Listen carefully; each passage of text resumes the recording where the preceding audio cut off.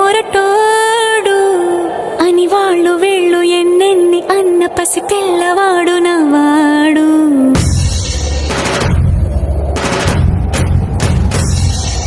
విడుముండోడు అని ఊరు వాడ అనుకున్న గాని మహారాజు నాకు నవ్వాడు.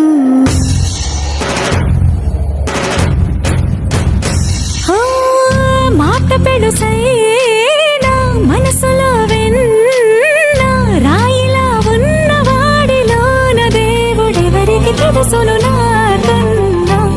చూసేకి అగ్గిరవ్వ మాదిరే ఉంటాడే